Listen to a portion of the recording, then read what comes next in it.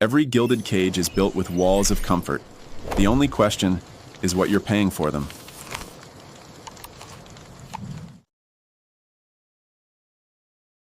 Have you ever just stopped and really wondered where your deepest wants come from? You know, that sudden urge for a specific gadget, that passion you feel for a certain idea, or even the vision you have for the life you want to build. What if a lot of those desires weren't actually yours to begin with? What if they were planted there?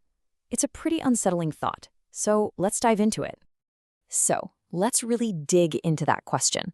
We're going to look at a playbook that's over a century old, a guide for shaping how people think, and see how it's been put on steroids in our digital world. Now, the point here isn't to make you paranoid, not at all.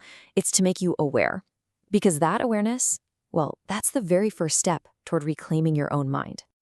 So, where did this whole idea come from? This concept of manufacturing desire on a massive scale. It isn't new. It has a long, very deliberate history. It was engineered by people who truly believed that the public mind wasn't something to be understood, but something to be managed. And this is one of the key players, Edward Bernays.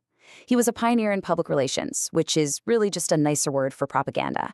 And he wasn't shy about it. He genuinely believed that a small, intelligent group of people had a responsibility to guide the rest of us, the irrational masses, as he saw it. And he built a powerful framework to do just that. Bernays called his big idea the engineering of consent. Now, he was actually Sigmund Freud's nephew, and he took his uncle's ideas about the subconscious and applied them directly to marketing. He figured out, look, you don't sell a product or an idea by talking about facts and figures. No, that's boring. You link it to people's deepest, most unconscious desires, their hidden fears, their secret hopes. And just like that, he established the core principle that public opinion isn't some fixed thing. It's more like clay, ready to be molded. All right, let's fast forward to right now. Let's see how that old playbook has been completely transformed. If Bernays wrote the original script, then today's technology, well, it's turned that script into a global, hyper-efficient operating system. That invisible government he talked about, it's now automated, it's personalized, and it's running on AI. And this really shows you the night and day difference. Old school propaganda was like a megaphone, one message blasted out to a huge, generic audience, and the feedback was slow. You had to wait for polls or sales numbers to see if it worked.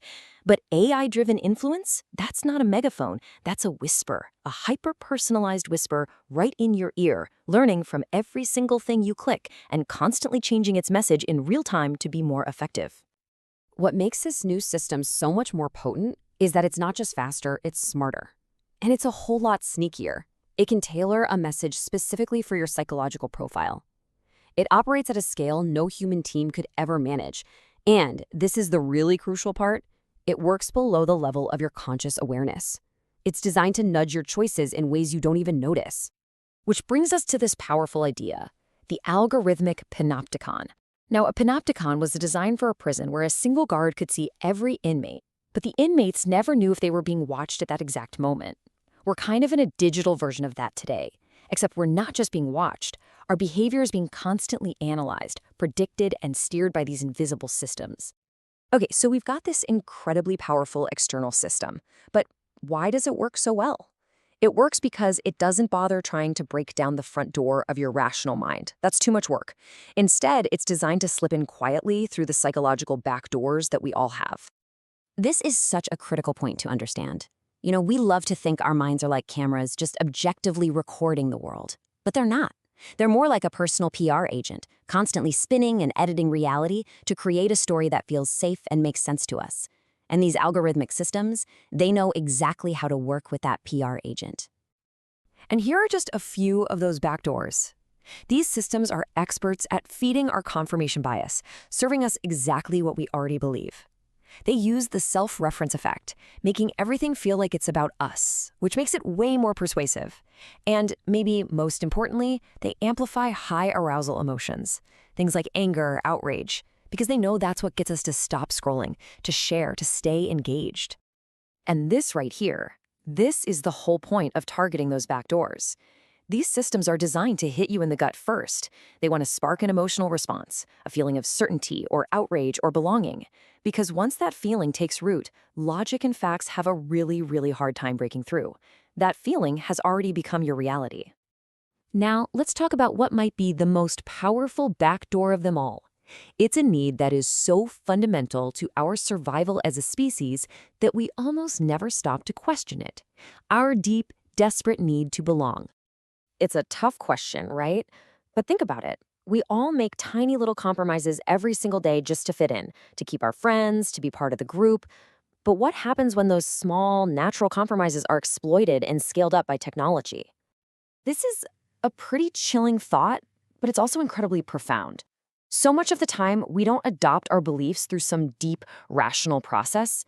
We adopt them because they're the price of admission to our tribe. We start to believe what our group believes, not because we've rigorously checked the facts, but because disagreeing means risking something much scarier than being wrong. It means risking being alone. So here's how it works. The system makes certain ideas totally inseparable from a group's identity. So to question the idea is to threaten the tribe itself. It's an act of betrayal. And that fear, the fear of being shamed, of being cast out, becomes this incredibly powerful tool for control. It teaches us to censor ourselves, to swallow our doubts, not because we're convinced we are wrong, but because we've learned that standing out means standing all alone. Okay, I know, this has all been pretty heavy. We've looked at the history, the tech, the psychology, so the big question is, what do we do about it? How do we even begin to intentionally decondition our own minds from a lifetime of these algorithmic nudges? The answer, I think, lies in developing something we can call cognitive sovereignty. This is the goal. Cognitive sovereignty. It's not about throwing your phone in a lake or rejecting technology. It's about building the internal skills to navigate this new environment while keeping your sense of self intact. It's about becoming the conscious author of your own wants, your own desires, and your own beliefs. And thankfully, there's a path to get there. First, we have to cultivate critical literacy. That means learning to see the game, to spot the manipulative narratives and the emotional hooks for what they are. Second, we have to build psychological resilience. This is about knowing yourself. What are your biases, your emotional triggers, your deepest needs? That self-awareness is the absolute foundation of deconditioning. And finally, we have to practice ethical engagement. We need a shift from being passive consumers of content to being conscious, authentic communicators. So we end up right back where we started, with a choice. See, resisting manufactured desire isn't a one-time decision. It's a practice. It's the constant moment-to-moment work of questioning your own impulses, understanding your emotions, and choosing what you believe with real intention. The entire system is designed to make you predictable. Real freedom, then, is the act of choosing to be conscious.